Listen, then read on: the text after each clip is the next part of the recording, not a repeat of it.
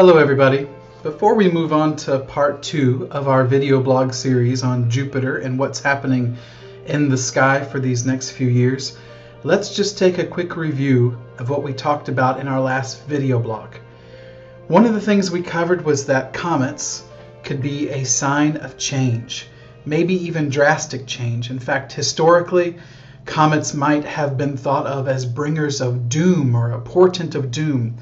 But as we mentioned in the last video, for those of us that are in the kingdom, we should maybe take a bit more of a positive approach, that even if there is a traumatic event set to happen on the earth and a comet is a portent of that, a messenger of that, then even for us there is sure to be incredibly positive things because we know our Father in heaven loves us.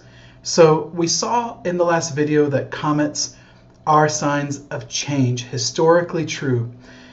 We looked at, starting in 1994, how there were 3 major comet events, and the first one occurred with Jupiter.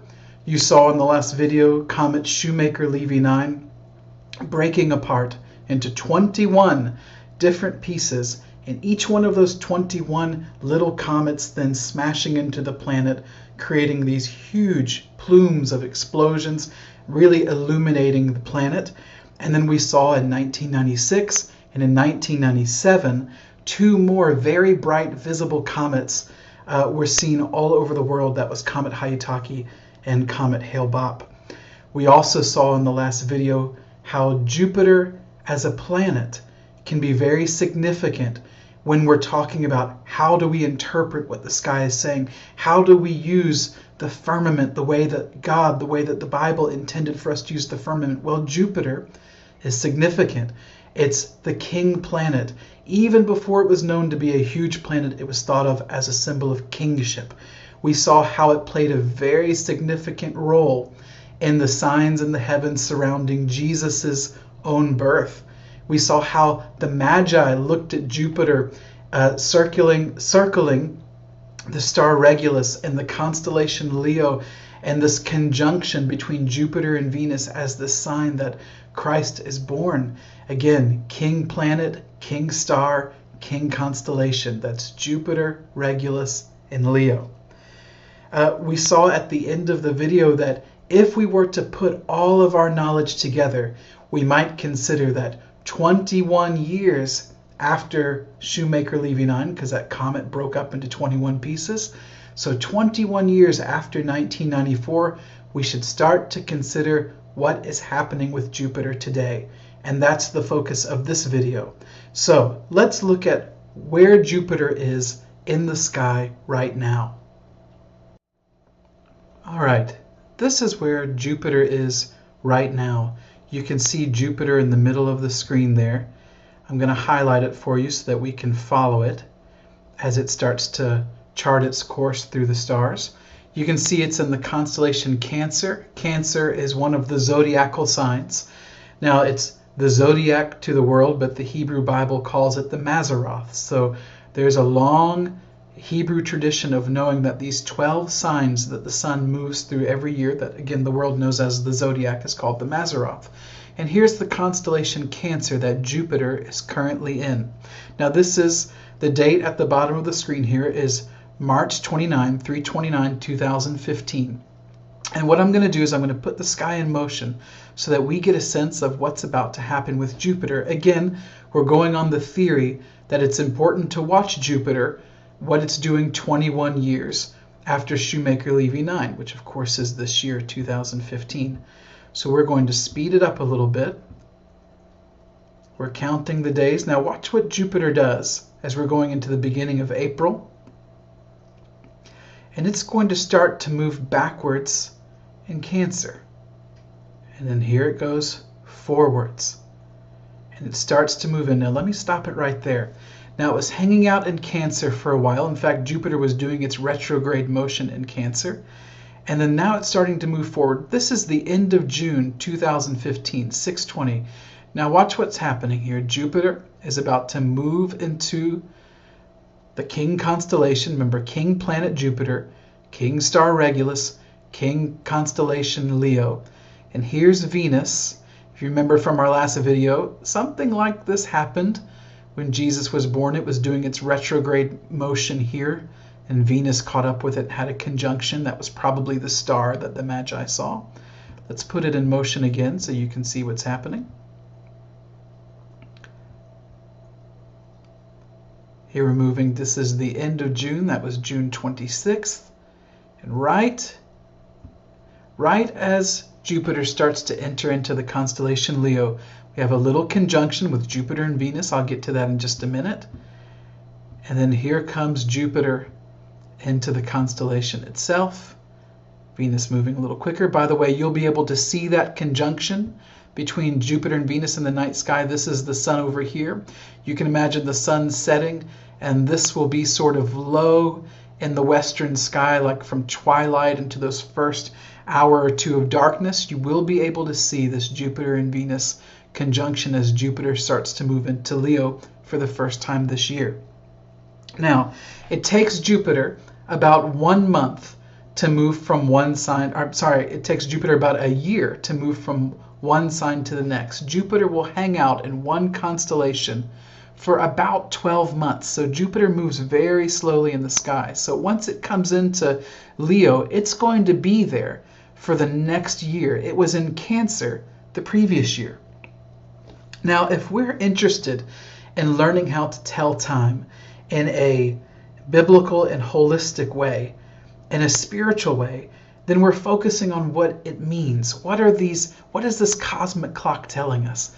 I like to think of each of these signs in the zodiac, or again, as the Hebrews would call it, the Mazzaroth. I like to think of each of these signs as a celebration of something. It's God celebrating an aspect of his character, or even perhaps part of an aspect of the plan of redemption. There's something about him or his plan that he's celebrating.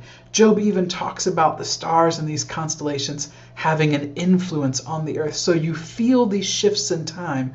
You feel what's going on in the heavens, even if you're not really admitting it to yourself for various reasons, maybe because we've been told not to. But it is in fact very biblical.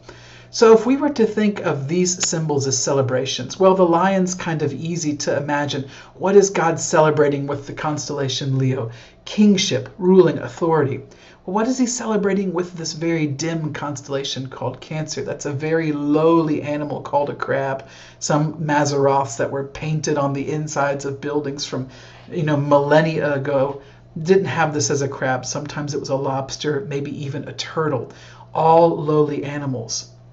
Well, we might start to think of humility, service, something lowly. In fact, the two brightest stars in Cancer, and there aren't many, are called the northern donkey and the southern donkey. Again, service, lowly, humble. Well, if you remember how Jesus came riding into Jerusalem, the king came riding on a donkey. And in the sky, this constellation will always rise in the sky before this one. So the king does always come in riding on a donkey. So if we're thinking of what is the sky telling us these next few months before we really even get to what's happening with Jupiter, we might think that the sky is celebrating a very humble form of kingship for the next few months from, here we are at the end of March, beginning of April, and then well into June and the beginning of July. Here, this is July 7th, 2015. That conjunction between Jupiter and Venus occurs just a few days before on June 30th, around there. We'll look at it in just a minute. But we might say that for the next few months, the sky is celebrating a humble form of kingship, a humble form of leadership. And then once we start to move into Leo, the end of June, the beginning of July, we might think that the sky is celebrating a more overt form of kingship. That's what heaven is celebrating in this moment.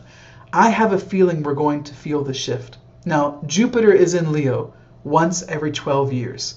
So there is the king planet in the king sign relatively often, once every 12 years or so.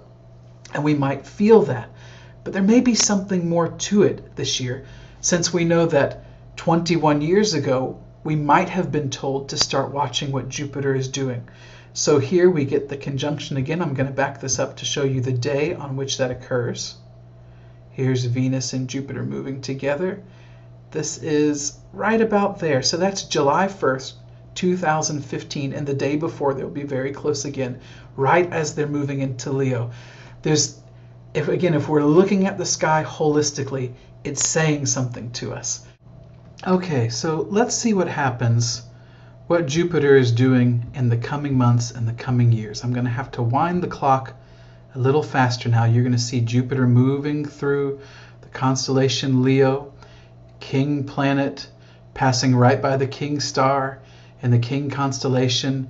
Now it's going to begin its retrograde motion. For a moment, here we are. This is January of 2016. Doesn't enter Virgo, it goes backwards. This is what it was doing in Cancer the last few months of 2015. And so here we are. This is May of 2016. This is June. This is July of 2016. This is August of 2016. Now it's officially in Virgo. Okay, now this is 2016, but there are some interesting things that happen if we see what goes on with Jupiter while it's in Virgo in the next year after this. Remember, we might want to watch what Jupiter is doing, from 2015 on. So first it entered the King constellation in Leo. Now it's making its way through Virgo, and we'll see what happens here. It's going to go through its retrograde motion in just a moment as it moves back. Now, I want to pause it here for a moment. A gentleman named Andy Reese, who put out some great videos on the blood moons, looked at this astronomical sign that I'm about to tell you. And it occurred to him that this is very significant what Jupiter is doing in Virgo, because it's sort of hanging out here in the womb area of Virgo. And it's almost like Jupiter is being birthed, but it sort of takes its time. It's going to go into retrograde motion here and go backwards in the constellation. We're in 2017 now. This is March. This is April. It's sort of gestating inside Virgo's womb. And then there's a moment here where Jupiter is about to be birthed that might be very, very significant. I'm going to move the sky over here for a moment. You'll see the sun is in Leo. Jupiter is in Virgo. And then we'll advance the clock so you can see what happens right about here as Jupiter is leaving Virgo. We have the sun in Virgo. We have Mercury, Mars, and Venus. We have the moon right here at her feet. Jupiter is sort of leaving her womb. The woman is clothed with the sun. And here are Mercury, Mars, and Venus in this nice line with the King star. Now, why is any of this significant? Let me read you a verse from Revelation chapter 12. A great sign appeared in heaven, a woman clothed with the sun, and the moon under her feet, and on her head a crown of 12 stars. And she was with child, and she cried out, being in labor and in pain to give birth. Well, right here we have a woman clothed with the sun. The moon is right there at her feet, and she is crowned in this case with 12 stars. There are normally 9 visible stars in Leo that make up the constellation Leo, but we have 3 extra planets in the constellation making 12. So she's crowned with 12 stars instead of the usual 9. Also, we need to take note that John said this is a sign that appeared in heaven. What might this mean that here in 2017, by the way, this sign occurs right on the Jewish high feasts in the fall, and here we have this sign that really matches up well with the sign that we also see in Revelation. And then, of course, we have Jupiter being born. So it says that she was in labor. She's crying out in labor and in pain to give birth. And then we see this battle between her and the dragon. And in verse 5 of chapter 12, and she gave birth to a son, a male child, who is to rule all the nations with a rod of iron. Now, we have this thought about kingship again. So if she's bearing a child that's to rule, think Jupiter, then all of a sudden, this sign in 2017 might become very, very, very significant.